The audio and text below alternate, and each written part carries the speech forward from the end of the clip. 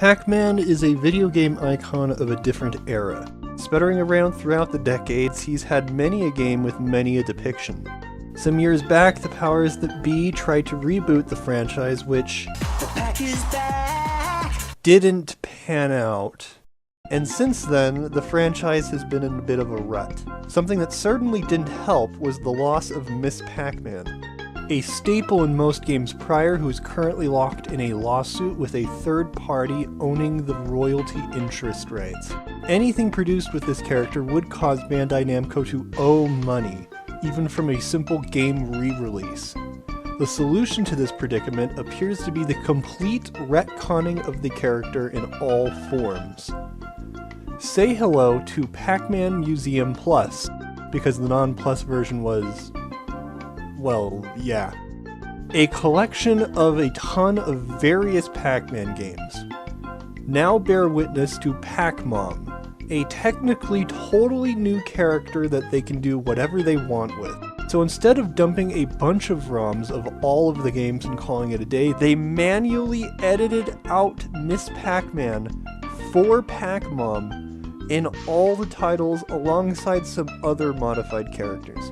An annoyance for old school fans, a problem solved for the developers. Yet while swapping out a single sprite in Pac-Land probably wasn't too taxing a job, it really wouldn't make as much sense if she was, say, a 3D model. Enter the Pac-Man World series, the very first thing fans bring up whenever a Pac-Man collection doesn't include it. A set of old-school 3D platformers that unfortunately use a certain unusable character. Uploading an unmodified ROM of these titles would require owing royalties. Modifying only that is a lot of effort for such little outcome. Yet for whatever reason, probably so that the source code doesn't go to waste, Bandai Namco seems determined to fulfill the request to bring the World games back. So here it is. Pac-Man World Re-Pac, a complete modern remake of the original Pac-Man World for the PlayStation 1. Now, I'll be upfront in that I've never actually played the original Pac-Man World. Unlike the rest of the series, it was a PlayStation exclusive. That is not to say that I have no familiarity with this game, because I did play a modified port, the GBA version.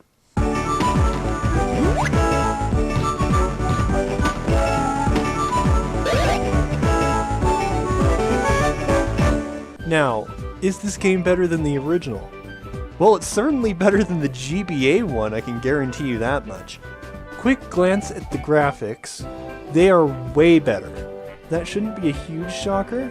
The original is now older than Pac-Man was in the game, but the remake seems to do more than just make everything high-res. I'm honestly impressed with how good it came out looking. There is some very effective lighting and effects on display. Now, is it cutting-edge graphics? Definitely not. Everything this game has could be done in a GameCube title, just lower res. It mostly gets by through strong style and art direction. Now the sound, or specifically the music, upon comparison to the original, you'd be forgiven in thinking there was no difference at all. The level music is just updated versions of the old tracks, the exact quality of which is up for debate. In my opinion, it depends on the song. For some of these, it's almost impossible to tell the difference.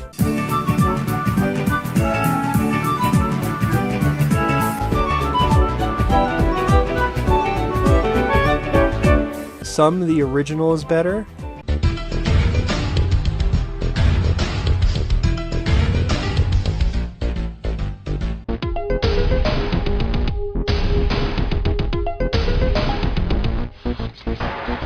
And others, the remake is better.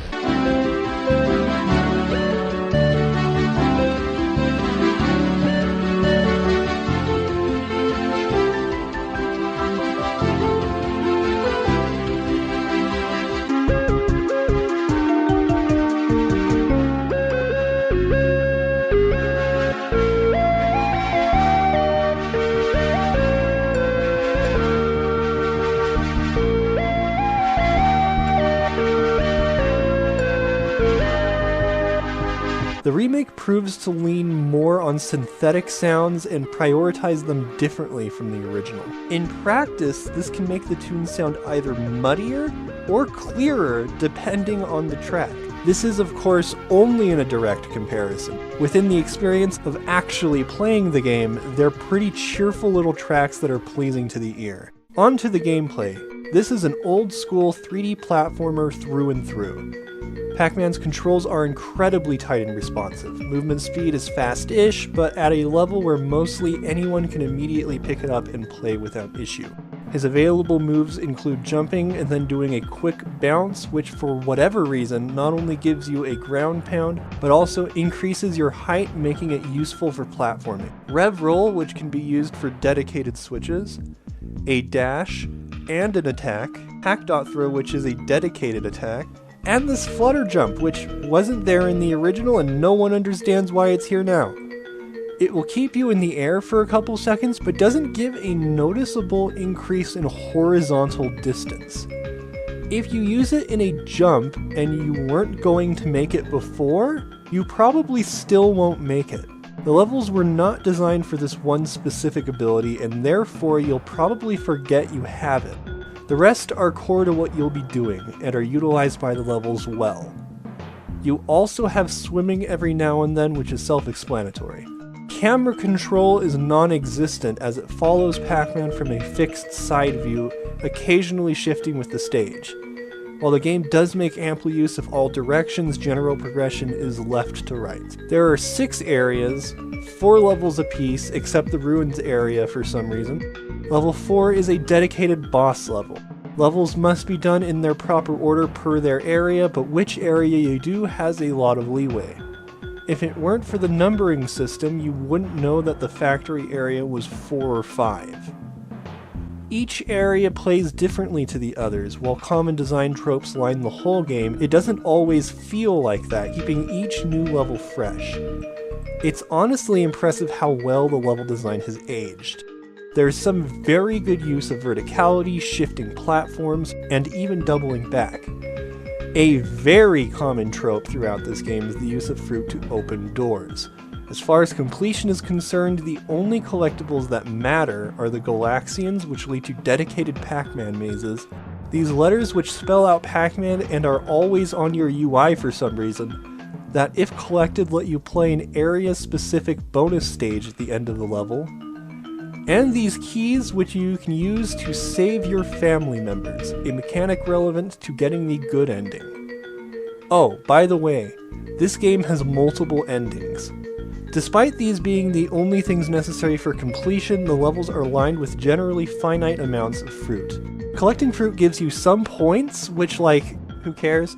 But more importantly can be used to open a relevant fruit door in a level. Not all fruit have this function. A lot of the time these fruit doors lead to either a Pac-Man letter or another fruit, but occasionally the levels will be designed around them. While this makes planning out a low percent run a pain in the ass, in practice some levels can have doubling back built into them as you go a path, get the necessary fruit, and use that to progress from a door you've already seen. Doubling back for doors is done frequently in this game, yet the distance from door to necessary fruit is often only 1 screen in length.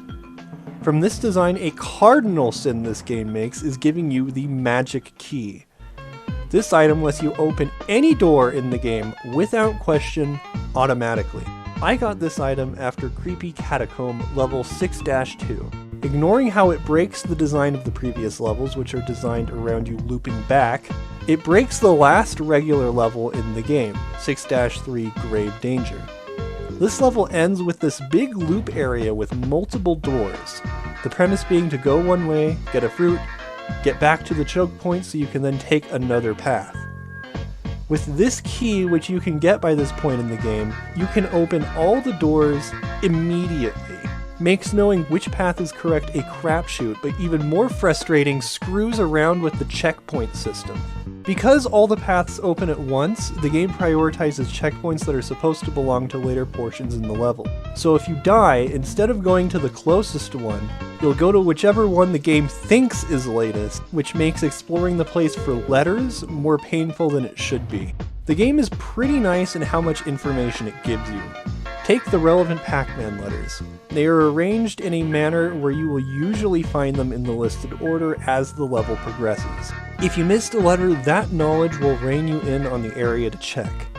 A common staple of Pac-Man games, the Power Pellet, makes its appearance to allow Pac-Man to eat some ghosts, except he turns giant and destroys a bunch of stuff on top of that to make it more fun. When you eat all the ghosts in an area corresponding to a Power Pellet, the game will tell you this. It is a small piece of information that really helps out.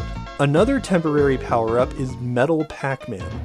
This makes him immune to all damage, able to kill metal enemies, which are occasionally a thing, and sink in water. Metal Pac-Man sinking is faster than floating down and has some applications for speed, but the main use is gaining access to underwater attacks and the butt bounce to activate switches and open chests. There is also the Bomb Dot, appearing in maybe 4 levels, which lets you do a one-time screen nuke that you'll be lucky if you can actually hit more than 2 enemies with.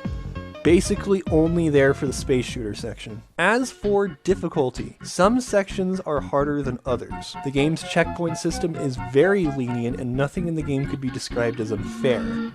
Every level ends with a lottery machine you can spin with coins found throughout the level, and of which I will find in my own personal hell, as I cannot do it to save my life.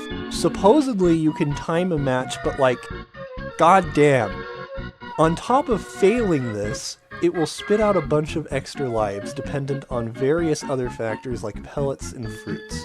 Basically, the higher the score, the more lives you get. Most of the time, the number of deaths you should have in each level will be less than the extra lives you get from this one part of the slot machine alone. All other extra lives you will find in the level, and God willing a match, will occasionally increase that number more.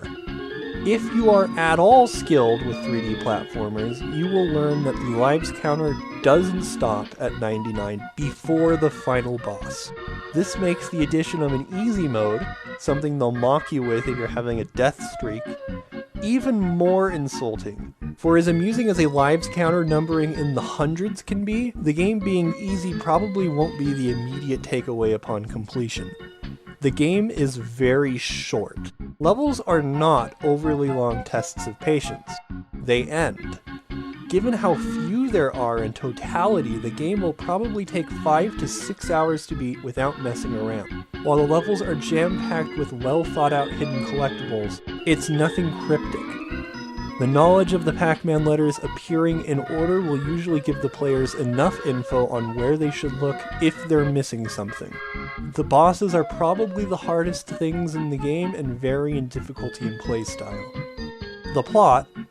Now, I have no idea why you would be playing this for the plot, but one of the very few lines in the game is, "Sorry for kidnapping your family and stuff," which is as good as the plot gets. You're rescuing your new family from the ghosts because a robot Pac-Man hates you. There's a couple of cutscenes in the game, and they express dialogue in this weird nonsense mumbling. Because they didn't want to get a voice actor or something, and that's really all there is to say about it. Getting past the main game, there are some side modes. Over the course of the main levels, you will find Pac-Man mazes behind Galaxian doors. These are a part of a whole side maze mode. These mazes have some complexity to them, often with hazards of varying types, and by the end, extra ghosts. The use of the giant Pac-Man to power through most hazards is a nice touch, and the bending of the maze around him is attention to detail. The aesthetic to all the mazes match their corresponding worlds, but the total amount of mazes exceeds the regular level list. As such, you must manually go to the maze mode to access what isn't unlocked in the main game. Upon completing all of these, you gain access to Maze Marathon Mode, a boring slog. Go through every maze in the game in order. This challenge isn't helped by the fact that you get to keep all your lives from the main game in this mode, something that doesn't happen when you play these mazes mid-level. So when you do this after beating the final boss and have like 100 lives, that means you have 100 deaths to beat all 36 mazes with. while fun bonuses in the levels, forced together in such a way with no chance of total failure, makes the ordeal mundane. Also, in case you were worried you would need those lives for regular levels, your life counter is reset to what it started as once out of the maze mode. The marathon also brings into focus that each maze starts zoomed in when a full view is always better, thereby having to manually zoom out every maze without fail proves to be a minor annoyance. More advanced maze features you'd find in later Pac-Man games like boost pads, teleporters, consumable abilities are all absent here. Lastly, upon beating the game, you unlock the original Pac-Man because of course you do. This game is by no means flawless. Level 2-1, Crisis Cavern, there is a small underwater section connecting two areas. For whatever reason, the camera zooms way in, making not only Pac-Man, but the enemy fish obstruct large chunks of the screen. This kind of zoom occurs in the next level and then never again. When you're falling next to a ledge, you auto-grab onto it. This is a safety net so Pac-Man doesn't horrifically die every other jump. Yet there doesn't seem to be a way to just fall. The only obvious action is to jump up. Therefore, if you want to go down from a platform, you need to arc your jump further away from the platform so you can clear the grabbing range, something that is occasionally necessary due to the use of vertical space. Sometimes the extra height from a butt bounce gets you a little higher than I think the level design expects of you, and the use of the rev-roll plates makes it so that there will occasionally just be waiting around in levels to get to your destination. Yet in my playthrough, the only thing I was really thinking about was how much fun I was having. My favorite area would probably be the space area. Not only did it just have really strong design, but both the graphical style and music impressed me uniquely. Overall, Pac-Man World Re-Pac is an incredibly solid, albeit little game. It is by no means the best title out there, but it is a good time for any fan of 3D platformers and a must-get for any Pac-Man fan.